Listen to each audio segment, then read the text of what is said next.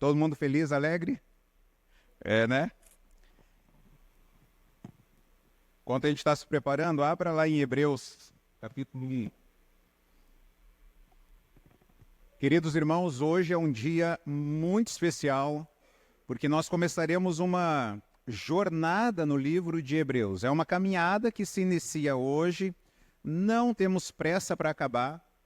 Nós queremos aprender a palavra e termos as nossas vidas transformadas pelo Senhor. E eu gostaria, nesse início, antes de nós lermos o texto, refletirmos um pouquinho sobre essa jornada. Por que é importante termos essa jornada no livro de Hebreus? Primeiro, porque o livro de Hebreus, oferece a nós uma compreensão profunda de quem Jesus é e o que ele fez. Nós veremos isso, é algo profundo mesmo. Em alguns momentos nós precisaremos pegar as nossas máscaras de oxigênio, os nossos cilindros, para poder mergulhar e entender. O livro de Hebreus, ele conecta o Antigo Testamento e o Novo Testamento, mostrando que Cristo é o sumo sacerdote perfeito, que realizou um sacrifício superior, oferecendo reconciliação e esperança eterna. O livro de Hebreus, ele explora alguns temas como a aliança de Deus, o sacerdócio, o significado desse sacerdócio, desse sacrifício, sendo Cristo esse mediador da aliança superior, né, entre o Antigo e o Novo Testamento, que ele ofereceu um sacrifício perfeito. E o livro de Hebreus, ele oferece encorajamento aos cristãos a perseverarem na fé, mesmo em meio às dificuldades. Com base em quem Cristo é, o autor de Hebreus vai nos encorajar para perseverarmos. Quem aqui passa por dificuldades, por problemas? Quem aqui algumas vezes já pensou em desistir? Já falou assim, eu vou jogar a toalha. Eu não aguento dar mais nenhum passo. É para isso que Hebreus foi escrito. Para nos encorajar em meio às dificuldades, a importância de permanecermos firmes nas promessas de Deus. Lembra daquele hino antigo? Firme nas promessas do Senhor. Firme nas promessas. Isso vai gerar uma devoção mais profunda em nossa caminhada com Cristo. A tensão da carta, a carta ela tem uma tensão, é que os cristãos, alguns, estavam pensando em abandonar a fé. Eles estavam cogitando a possibilidade, porque eles estavam passando tanto problema, eles estavam falando assim, quer saber, Dilma, eu acho que eu vou deixar Jesus e eu vou voltar para o Antigo Testamento, porque aí pelo menos os problemas vão diminuir. Então, qual que é a mensagem do livro de Hebreus? Por que Hebreus foi deixado a nós? A mensagem do livro de Hebreus é a seguinte, a exaltação de Cristo, devido ao seu sacerdócio em uma aliança superior, oferece uma exortação para os cristãos perseverarem na peregrinação até Jerusalém celestial. Nós não estamos indo para Jerusalém terrena. Quem não gostaria também de fazer uma viagem para Jerusalém, para Israel? Quem gostaria aí, diz amém? Quem gostaria de ir agora lá, diz amém? Você sabe que está em guerra, né, gente? Vocês querem agora, né? Não, depois. Então, nós não estamos indo para aquela Jerusalém, nós estamos indo para Jerusalém celestial. A exaltação de Cristo como nosso sumo sacerdote, uma aliança superior, é um lembrete poderoso para você. Continue firme na sua caminhada. Porque o nosso sacerdote, ele intercede por nós. Persevere com coragem, persevere com esperança, sabendo que cada passo que você está dando, cada pequeno passo, você está indo em direção a Cristo, em direção à Nova Jerusalém. Como eu trabalho com aconselhamento, eu lido com pessoas que mudam rápido e eu lido com pessoas que mudam devagar. O problema não é o ritmo da mudança, não é quão rápido você caminha. O importante é para onde você está indo. Porque às vezes você olha para um grande velocista de 100 metros rasos, ele está correndo muito rápido, mas talvez deu 100 metros rasos, ele já cansou. Aí tem um maratonista que está com aquele semblante, aquelas dores, mas ele está correndo 42 quilômetros. Aí você fala assim, eu tenho que continuar perseverando, no meu ritmo, na minha caminhada em direção a Cristo. O livro vai conter, então, advertências diante do risco de se afastar da fé. Talvez você, enquanto eu preparava a mensagem e meditando aqui, eu lembrei de quantos e quantos e quantos que estavam do nosso lado adorando a Jesus. E hoje eles abandonaram a fé. Eles cansaram. Eles desistiram. Eles abandonaram. Então, a importância de nós termos relacionamento entre os irmãos para nos encorajar. Nós encorajamos quando nós estamos aqui louvando a Deus, ouvindo a palavra. Nós nos encorajamos quando nós estamos nos grupos pequenos, nos reunindo, encorajando uns aos outros. Nós nos encorajamos quando nós estamos em discipulado, em aconselhamento. Nós vamos nos encorajando uns aos outros. Os cristãos judeus que receberam essa carta, eles estavam ficando cansados, eles estavam estavam querendo desistir, mas o autor estimula-os a continuar avançando na vida cristã. Qual que é a resposta que o autor espera de mim e de você? Devido Cristo ser superior a tudo e a todos e oferecer um sacrifício perfeito e eterno por nós, portanto, mesmo diante das provações e dúvidas, permaneça firme na fé e confie plenamente nele. Amém? Vamos ler juntos? Cristo é superior a tudo e a todos, e ofereceu um sacrifício perfeito e eterno por nós. Portanto, mesmo diante das provações e dúvidas, permaneça firme na fé e confie plenamente nele. Confie plenamente em Cristo. Precisamos, o capítulo 2, a gente vai começar a pregação no capítulo 1, versículo 1, mas olha que interessante o capítulo 2, versículo 1. Por isso é preciso que prestemos maior atenção ao que temos ouvido, para que jamais nos desviemos. Por isso é preciso que prestemos maior atenção ao que temos ouvido, para que jamais nos desviemos. Marque esse versículo na Bíblia. Escreva ele no espelho do seu banheiro. Coloque ele no seu carro, coloque ele no seu serviço. É preciso que a gente preste mais atenção naquilo que a gente já ouviu de Jesus, para que a gente não se desvie. Quanto tempo que você já está nessa corrida cristã? Quanto tempo? Talvez você está um mês se aproximando de Jesus, talvez você está um ano nessa caminhada, conhecendo a Jesus, talvez você já está uma década, já tem aí por volta de 10 anos, talvez você já tem 50 anos, mas é preciso que todos nós, filhos de pastor ou não, líderes ou não, como o autor de Hebreus ele fala, é preciso que a gente preste maior atenção ao que a gente tem ouvido, para que a gente jamais venha desviar, para que a gente não venha entrar nas estatísticas daqueles que abandonaram, que hoje estão na igreja, amanhã não estão, mas que a gente consiga perseverar. Pablo Marçal, um empresário brasileiro, ele está planejando a construção de um prédio com a impressionante altura de 1 quilômetro. Se vai dar certo ou não, nós não sabemos. Mas essa ideia, se concretizada, fará desse prédio em São Paulo um dos mais altos do mundo, superando até o Burj Khalifa em Dubai, que atualmente é o mais alto com 828 metros. Você digitar aí na internet, você vai ver quantas fotos lindas desse prédio, lá no meio do deserto. E as pessoas vão até o meio do deserto para quê? Para ver esse prédio, subir nele, tirar foto. O projeto, do Pablo Marçal aí tem gerado interesse e discussão, especialmente por questões técnicas, a viabilidade, os desafios são enormes de construir um prédio desse aqui em São Paulo, devido à engenharia, devido à segurança, infraestrutura, impacto ambiental. Mas o fato é que Pablo Marçal conseguiu chamar a atenção dos paulistas. Pablo Marçal conseguiu chamar a atenção. Esse doido aí vai conseguir construir isso. Não, mas não dá, não sei se você via durante a campanha as pessoas se opondo a ele, falando, não, mas não tem como não, eu quero construir nesse bairro, nessa zona, eu quero que as pessoas se aproximem lá, eu quero mudar lá.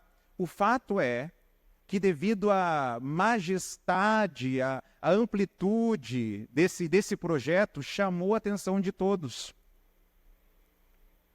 O autor de Hebreus, ele começa o livro chamando a nossa atenção. Não de um prédio, mas chamando a atenção da grandiosidade de Jesus. Olha como é que ele começa o livro. Versículo 1, capítulo 1. Há muito tempo Deus falou muitas vezes e de várias maneiras aos nossos antepassados por meio dos profetas. Mas nesses últimos dias falou-nos por meio do Filho, a quem constituiu herdeiro de todas as coisas e por meio de quem fez o universo. O Filho é o resplendor da glória de Deus, a expressão exata do seu ser, sustentando todas as coisas por sua palavra poderosa. Depois de ter realizado a purificação dos pecados, ele se assentou à direita da majestade nas alturas, tornando-se tão superior aos anjos quanto o nome que herdou e é superior ao deles. Hebreus é um livro diferente dos demais. Eu não sei se você percebeu, mas ele não faz uma saudação inicial. Não sei se você percebeu, mas ele não se apresenta como outros autores. Eu, Paulo, eu, Tiago, eu, Lucas. Ele não se apresenta. Ele abre com uma grande urgência. O autor vai descrever como o povo de Deus recebeu a palavra lá no passado, e aí ele já fala que nós recebemos, o povo de Deus recebeu a revelação agora maior por meio do Filho, e o Filho é herdeiro, o Filho é a expressão exata, o Filho sustenta todas as coisas. Depois que realizou a purificação dos pecados, assentou-se à direita da majestade nas alturas, e ele é superior a anjos e a Moisés. O autor chama a nossa atenção, então, para Jesus, que é muito maior do que um prédio. O Filho, Jesus Cristo, é a manifestação mais plena de tudo que existe. Claramente o autor quer chamar a nossa atenção. Ele nem se apresenta.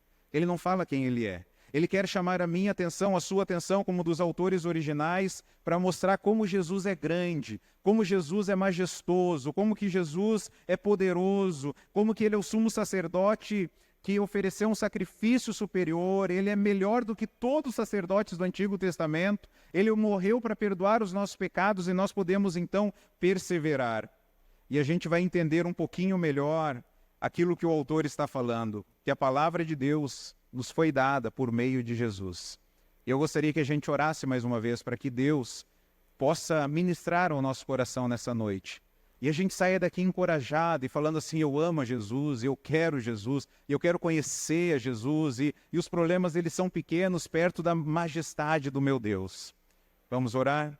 Pai, nós pedimos que o Senhor fale ao nosso coração nessa noite. Sua palavra que é poderosa, que é viva, nós pedimos que o Senhor diga a nós, fale a nós, proclame ao nosso coração a sua vontade, para que nós sejamos transformados por Cristo Jesus e possamos viver para a sua glória. É no nome de Cristo que nós oramos. Amém. O autor, ele começa no versículo 1 e o versículo 2, ele começa falando que a palavra final de Deus, Jesus, é a conclusão das palavras anteriores de Deus. No versículo 1 e versículo 2, ele diz: há muito tempo atrás, Deus falou muitas vezes e de várias maneiras aos nossos antepassados por meio dos profetas. Deus falou isso lá atrás. Toda hora ele levantava um profeta. Mas ele diz no início do versículo 2, mas nesses últimos dias falou-nos por meio do Filho.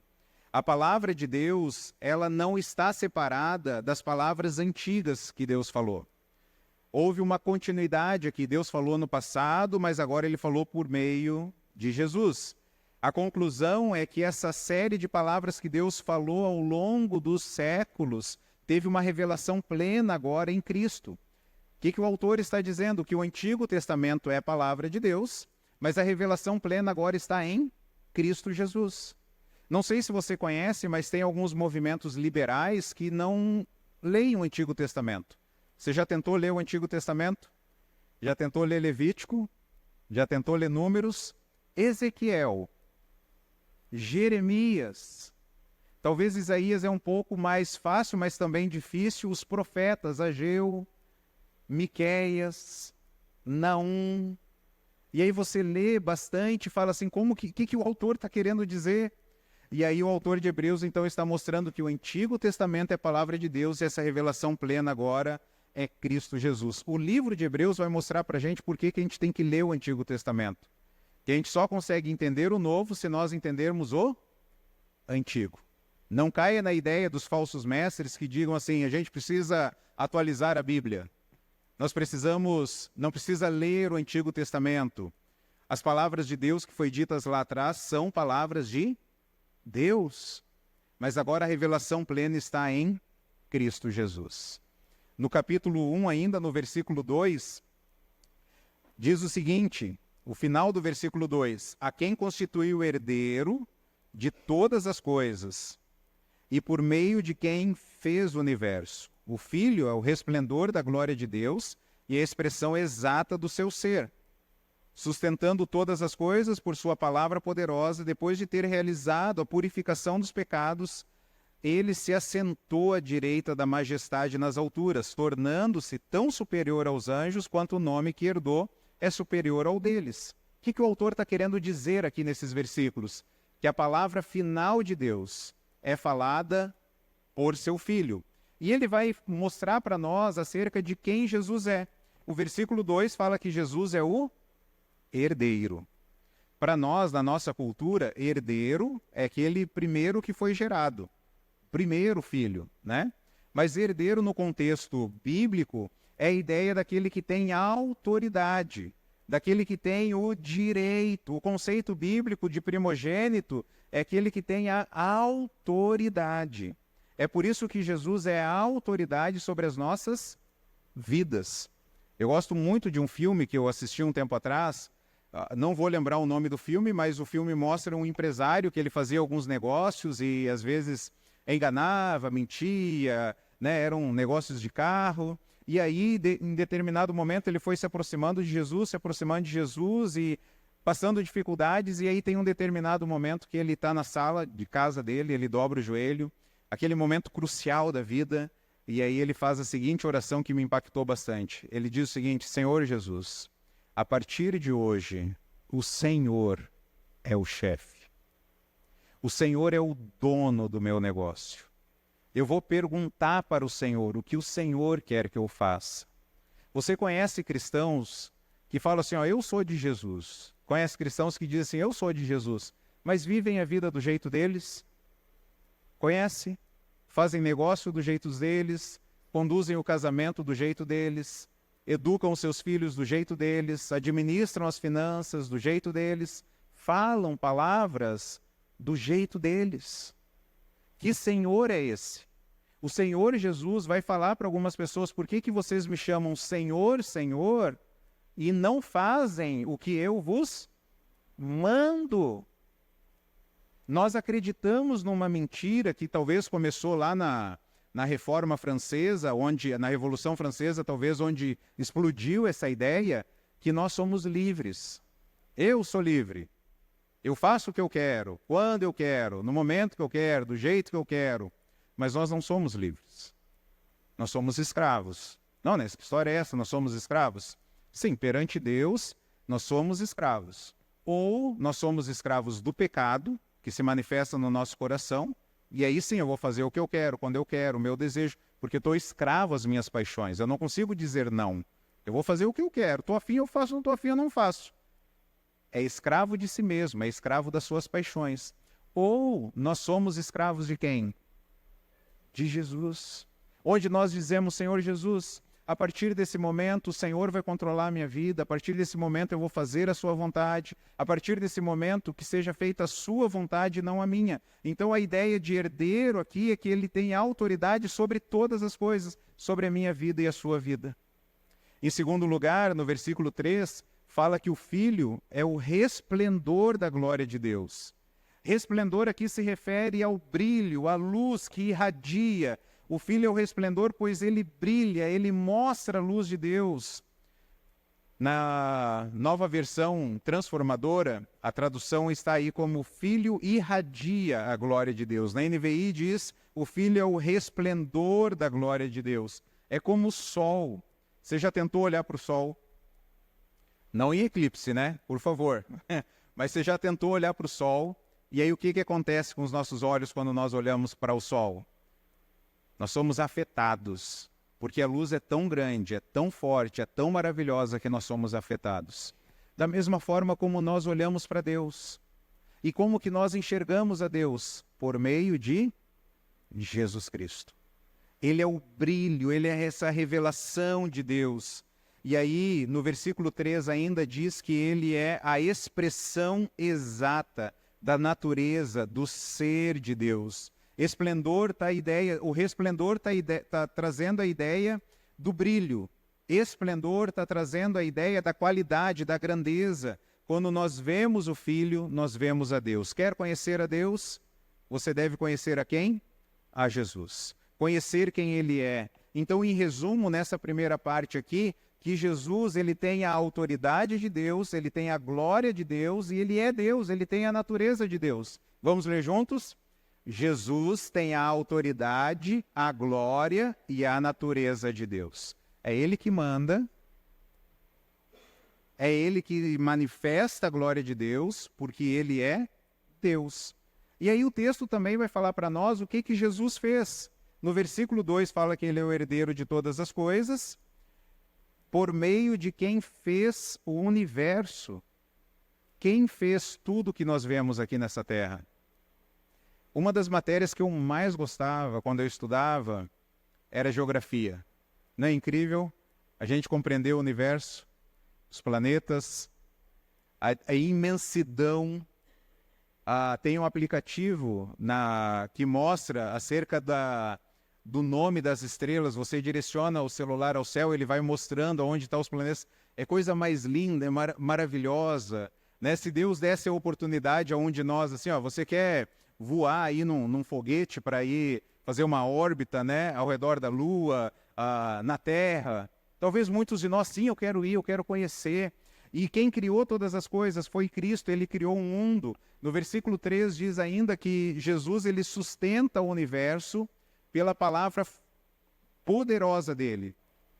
Ele sustenta o universo pela palavra poderosa. A ideia é que Jesus sustenta e carrega todas as coisas pelo poder da sua palavra. Que se Jesus deixasse de existir, todo o universo ia entrar em colapso. Ele ia deixar de existir, porque quem sustenta o universo é Cristo. E aí no versículo 3, acompanha aí na Bíblia, depois de ele ter realizado a purificação dos pecados. Esse é um tema central em Hebreus. Jesus ofereceu um sacrifício perfeito e eterno, por isso nós temos o perdão dos nossos pecados. Quem aqui de nós já não se sentiu sujo por aquilo que nós falamos, por aquilo que nós fizemos, por aquilo que alguém fez a nós? Sujo, imundos, revoltados talvez com a gente mesmo. Como que eu fui pensar isso? Como que eu fui falar isso? Como que eu fui fazer isso? Por que que a minha mão tocou nisso onde não devia? Por que que os meus pés foram onde não devia? Isso vai gerando traumas a nós, situações, porque nós nos sentimos sujos. E as pessoas veem aquilo que está sujo em nós. Assim que eu cheguei, talvez a segunda pessoa ou a terceira pessoa, não sei, mas foi uma das primeiras pessoas, assim que eu cheguei, alguém falou assim, tá suja aqui a camisa. Tá sujo. Não é isso que as pessoas fazem em nós? Tá errado, hein? Tá sujo, hein? Quando nós entregamos a nossa vida a Jesus, a gente pode tranquilamente não se preocupar com a sujeira, porque Jesus já me perdoou. Ele já me lavou. Eu estou limpo. Quem fica nos acusando é Satanás. A Bíblia diz que Satanás acusa o povo de Deus dia e noite. Mas a Bíblia fala que nós temos um advogado, um intercessor, que defende a nossa causa. Jesus, ele perdoou os nossos pecados. Aquilo que a gente fez lá no passado, eu gosto de pensar na nossa vida como um livro, né? E aí você tem um livro lá onde tem vários capítulos.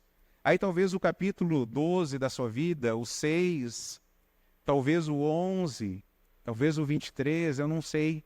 Talvez uma história suja, é uma história nojenta, é uma história que você gostaria de voltar lá atrás e nunca ter conhecido aquela pessoa. Porque vocês fizeram algo muito feio. E aí quando nós tá lá na história. Não tem como esquecer, está registrado.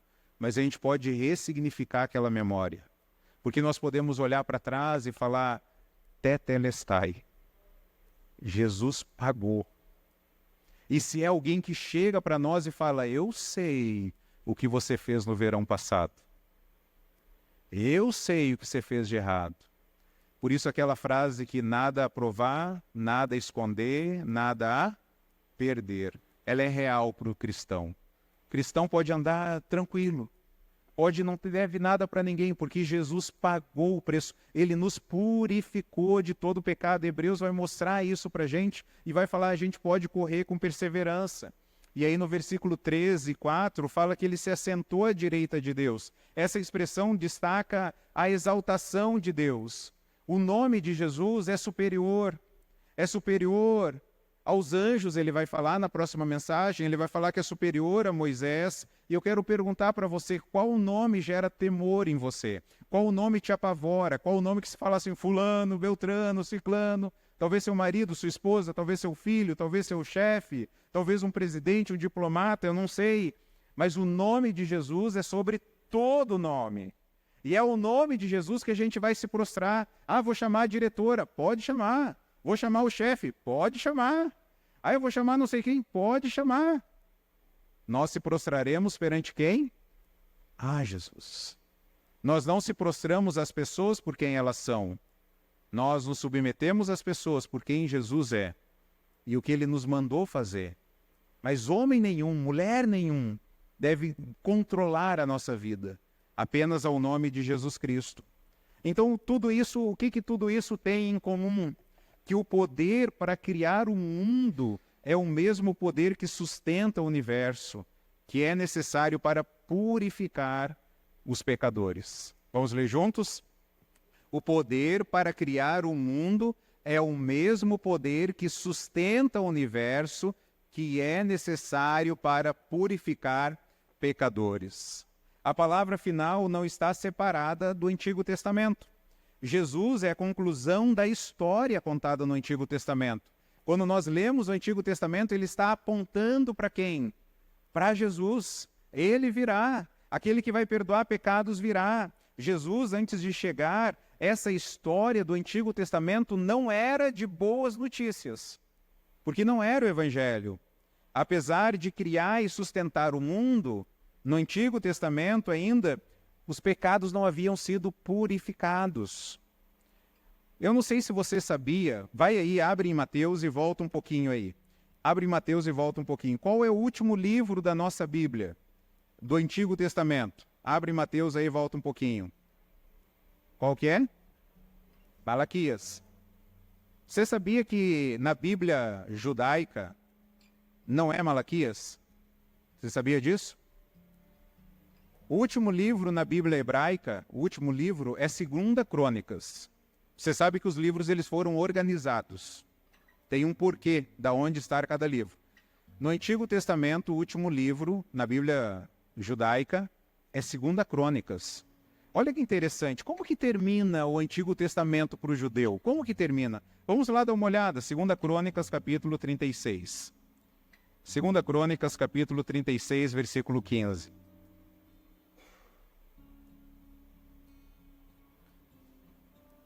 Segunda Crônicas, capítulo 36, versículo 15. Veja como que termina o Antigo Testamento para o judeu. 2 Crônicas 36, versículo 15. O Senhor, o Deus dos nossos antepassados, advertiu-os várias vezes por meio dos seus mensageiros. Isso te lembra alguma coisa? Te lembra alguma coisa? Os versículos que a gente acabou de ler em Hebreus. Deus já havia falado há muito tempo e de várias maneiras por meio dos profetas. O que o autor está falando? Vamos lá para o Antigo Testamento. Aí a gente chega no Antigo Testamento, a forma como o autor está terminando, o Antigo Testamento fala: o Senhor, o Deus dos seus antepassados, advertiu-os várias vezes por meio dos seus mensageiros, pois ele tinha compaixão do seu povo e do lugar da sua habitação lá em Jerusalém. Versículo 16. Mas eles zombaram dos mensageiros de Deus, desprezaram as palavras dele e expuseram ao ridículo seus profetas, até que a ira do Senhor se levantou contra o seu povo e já não houve remédio. Olha como está terminando a mensagem para o judeu. Deus falou várias e várias e várias e várias e várias vezes, mas o povo não ouviu. Chegou um ponto que Deus manifestando a sua compaixão e querendo alcançar o seu povo, chegou um momento que Deus falou assim, chega, agora eu vou trazer juízo. E aí o texto termina falando, não havia agora mais remédio. Não havia mais remédio para o pecado. Profeta após profeta, de muitas vezes, de muitas maneiras, Deus falando com o povo. Gente, da mesma forma como Deus vai nos chamando de várias vezes, de várias maneiras, Deus vai nos chamando por meio de Jesus. E aí, porque o povo não ouviu, a partir do versículo 17 de Crônicas, fala que o povo foi levado cativeiro até a Babilônia. E aí o povo ia perguntar, o que aconteceu então com as promessas de Deus? O que aconteceu com aquilo que Deus prometeu que ia dar terra para a gente, prosperidade para a gente, permanência na terra, a gente ia ser um povo abençoado. Não foi o que Deus falou para Abraão? Por meio de ti todos os povos da terra serão abençoados. Deus, o que aconteceu com as suas promessas? O templo foi destruído, Jerusalém foi tomada, foi incendiada, o rei perdeu o trono, as pessoas foram exiladas, foram levadas para a Babilônia. Desde os filhos de Adão, Caim matou Abel, e aí Adão e Eva tiveram 7, o nome é 7. Desde 7 até Josias, que foi o último rei bom, até Josias, não houve remédio para o pecado. Essa é a história, irmãos, do Antigo Testamento. Será que a história vai ter um final feliz?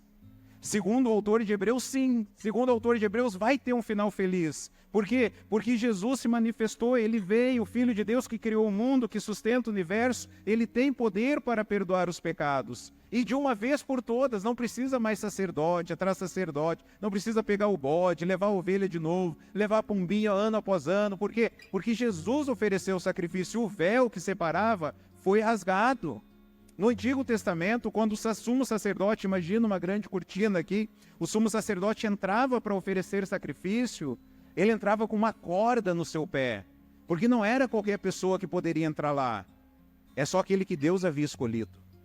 E ele entrava com alguns sininhos na sua roupa, para que enquanto estava oferecendo o sacrifício, imagina a expectativa do povo lá do lado de fora. Ai, será que Deus vai perdoar o pecado? Será que a gente vai ter um ano de bênção? Será que vai ter um ano difícil? E o sacerdote está lá, o sumo sacerdote oferecendo sacrifício. E aí imagina aqui fora, de repente, o sininho parava de bater. Os sacerdotes que estavam aqui morreu. Deus não aceitou a oferta. E Deus matou o sumo sacerdote. E aí aqui de fora eles puxavam o sumo sacerdote lá de dentro, porque quem entrasse também seria morto. Imagina o povo lá fora do tabernáculo, do templo, esperando, de repente chegavam os sumos sacerdotes lá, os sacerdotes, e diziam, gente, um ano difícil pela frente. Só que agora, através de Jesus, Jesus entrou, ofereceu um sacrifício, o véu foi rasgado, os pecados foram perdoados, então ele veio, se assentou na majestade, nas alturas. E aí Jesus é a boa notícia na história. Jesus é a grande notícia. Jesus fez tudo isso. A palavra final é Jesus, que é glorioso, que é exaltado. Por isso que o autor de Hebreus diz, é preciso que a gente preste mais atenção naquilo que nós temos ouvido, para que a gente não se desvie, para que a gente não se afaste. Queridos, que nós possamos ouvir e responder diferente do povo de Israel, porque agora nós temos remédio para o nosso pecado. Nós temos solução para o nosso pecado. Então, pela fé em Jesus, pelo que Ele fez, o que eu gostaria que a gente pensasse aqui? Do que você tem que se arrepender? Do que você tem que confiar? Não saia daqui hoje sem identificar, eu preciso abandonar esse pecado. Eu preciso confiar em Jesus nessa área. Então, em primeiro lugar, a primeira pergunta aqui para a gente refletir é, você tem prestado maior atenção ao que tem ouvido acerca de Jesus? Você tem valorizado aqui a pregação, vir na igreja, tomar nota, aprender, memorizar, refletir, ouvir a mensagem de novo, compartilhar com alguém? Na sua devocional durante a semana, ler a Bíblia. Abra sua Bíblia durante a semana, abra, leia, medite. Talvez tenha participado de um pequeno grupo. Eu quero me reunir com os irmãos, eu quero ouvir a palavra de Deus. Você tem prestado maior atenção? Em segundo lugar, você tem sido transformado a cada dia se parecendo mais com Jesus? Porque Ele é a purificação dos nossos pecados, Ele é a expressão exata de Deus. E Deus quer que, do jeito que Ele te criou, Deus quer que você e eu sejamos mais parecidos com quem? Com Jesus. Peguei essa pulseira lá no volante do meu carro hoje para trazer ela. Ela são as iniciais WWJD, uma frase em inglês, uma pergunta em inglês que diz: o que Jesus faria? Tem um livro que diz isso. É Em Seus Passos, o que Jesus faria. Eu coloquei numa área que eu preciso de ajuda. Eu preciso de ajuda no trânsito. O que Jesus faria se Ele estivesse no meu lugar? Às vezes eu estou dirigindo e eu falo: eita, uns demônios aí nesse carro, não é possível. O diabo soltou uns endemoniados hoje aí. O que Jesus faria se Ele estivesse no meu lugar? Aonde que você precisa ter uma lembrança disso? O que Jesus faria? Na hora de lavar uma roupa, um cesto de roupa? Talvez de lidar com algumas planilhas? Talvez quando vai fazer exercício? Talvez quando vai conversar com a namorada, com o namorado? Talvez quando vai cuidar dos filhos? Aonde que você precisa lembrar o que Jesus faria se Ele estivesse no meu lugar? Lembra disso? O que Jesus faria? Quando você vai conversar com seu cônjuge, com a esposa. Terceiro lugar, terceira pergunta. Qual o nome que você teme? Você vive para você mesmo, você faz as suas vontades, você fala assim: é eu mesmo, eu faço tudo para mim mesmo. Deus exaltou Jesus e deu um nome que está acima de todo nome. E é um nome só de Jesus que a gente vem a se prostrar, nenhum outro nome, nem ao nosso. Eu quero o meu nome famoso, quero o meu nome conhecido, eu quero ser notado, quero ser percebido, quero likes. Não, eu quero que Jesus seja conhecido. O que as pessoas vão escrever na sua lápide? Esses dias eu conversava com alguém que está tomando essa decisão. Alguém na família, decisão difícil, né? O que a gente vai escrever na lápide dessa pessoa? Engraçado que a pessoa pode sugerir, né? Ela pode falar: eu gostaria que você escrevesse isso na minha lápide aqui. Mas quem decide mesmo depois são os vivos, não são? Se a gente morrer antes, o que as pessoas vão escrever na nossa lápide? Talvez vão escrever assim: graças a Deus, o Senhor o levou. Vão escrever: foi tarde já, essa encrenca. Ou vão escrever assim, ó: aqui jaz alguém que brilhou Jesus. Aqui jaz alguém que amou Jesus. Aqui jaz alguém que serviu Jesus. Aqui está alguém que foi encontrar Jesus. Aqui está alguém que pregou Jesus, que anunciou Jesus, que amou, que conheceu a Jesus e tornou Jesus conhecido. Qual nome você quer que seja conhecido? Em quarto lugar, você crê que Jesus realizou um sacrifício perfeito e eterno ao ponto de perdoar até o pecado mais feio que você já praticou? Você crê nisso? Mesmo que alguém fale assim: mas tem aquele pecado feião lá. Tetelestai, está pago. Está pago. Você já participou de acampamento já, de retiros também? E aí sempre tem cantina. No final do acampamento, geralmente as pessoas falam assim: gente, quem está devendo, passa lá na cantina para acertar, né? E às vezes vai chegando o final do acampamento e as pessoas não vão chegando. Aí alguém pega o microfone e fala: a gente vai começar a falar o nome aqui de quem está devendo. E aí um determinado acampamento alguém falou assim: fulano está devendo, hein? Aí a pessoa gritou lá do outro lado: tetelestai, já está pago. Ele já tinha pago, alguém tinha esquecido de riscar o nome dele. E Jesus já morreu na cruz para pagar o preço do nosso pecado. Tetelestai, está pago. E aí, por fim, você já recebeu o perdão dos pecados. Você já pôde experimentar aquilo que Jesus fez por você e falar: de fato, eu estou limpo, eu estou lavado, estou perdoado, fui justificado e eu tenho certeza que eu vou viver com Jesus. Eu gostaria que você refletisse nessas perguntas. O que você deve se arrepender? Você tem prestado maior atenção ao que tem ouvido acerca de Jesus?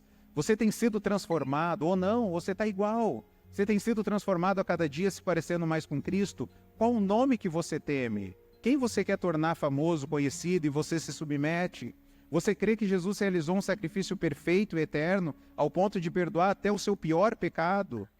E você já recebeu o perdão dos pecados? Você crê e você recebe. Fala, eu creio, Senhor, eu creio que eu sou lavado. Se Jesus voltasse hoje, para onde você iria? Você tem essa certeza que você iria com Deus? Muitas pessoas, muitas, têm dúvida se estarão com Jesus. Sabe por que tem dúvida? Porque ainda não prestaram atenção à mensagem de Jesus. Ele morreu para perdoar os nossos pecados. Eu gostaria que você feche os seus olhos agora. Eu vou fazer uma oração e se você deseja verdadeiramente falar, Senhor Jesus, eu estou começando a entender quem o Senhor é, o que o Senhor fez, e eu quero, Jesus, entregar a minha vida a Ti, eu quero receber o perdão dos pecados, Senhor. Eu quero que o Senhor fiz tanta coisa errada na minha vida, Senhor. Aquilo que eu já falei, que eu já fiz, que eu já ouvi, onde eu fui, isso me envergonha. E eu quero pedir perdão ao Senhor por isso. Me perdoe. E eu quero receber Jesus como Senhor e Salvador da minha vida. Se esse é o seu desejo, faça essa oração comigo nesse momento. Senhor Jesus, nessa noite, mais uma vez eu sou lembrado de que Jesus morreu para perdoar os pecados. E eu gostaria nessa noite de dizer que eu me arrependo daquilo que eu fiz, me arrependo daquilo que eu tenho feito, e eu quero entregar a minha vida ao Senhor, para que o Senhor seja o chefe da minha vida. O Senhor venha perdoar os meus pecados e eu possa ser reconciliado com o Senhor. Muito obrigado porque o Senhor fez algo que nenhum ser humano pode fazer. Obrigado, Senhor, porque o Senhor entregou a sua vida e derramou o seu sangue para que os injustos pudessem ser perdoados. E eu quero me aproximar do Senhor por meio da fé, e eu quero a partir de hoje brilhar Jesus aqui nesse mundo.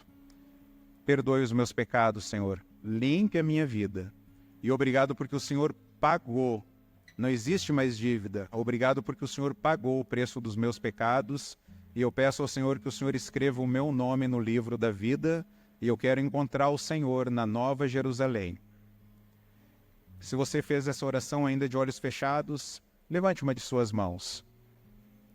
Amém. Deus abençoe. Deus abençoe. Amém. Amém. Mais alguém? Amém. Senhor, muito obrigado, Senhor, por aquelas pessoas que estão dando um passo em direção a Cristo. Querem viver o Senhor, querem te conhecer mais e brilhar a luz de Cristo aqui nesse mundo. Obrigado porque o Senhor é o resplendor da glória de Deus. E que nós possamos viver de acordo com a sua glória e pregar o Senhor todos os dias da nossa vida enquanto aqui estivermos. É no nome de Cristo Jesus que nós oramos. Amém. Amém. Que Deus nos abençoe, meus irmãos. Você que tomou uma decisão de se aproximar de Jesus, querer conhecer mais a Jesus, viver para Ele, nos procure depois, né? A gente quer entender um pouco melhor a decisão que você tomou, o quanto que você deseja se aproximar de Cristo, que Deus esteja abençoando muito a sua vida. Estamos aqui para isso, para amar a Jesus e ajudar as pessoas a serem transformadas por Ele. Amém? Vamos louvar ao Senhor com mais uma canção. Astas.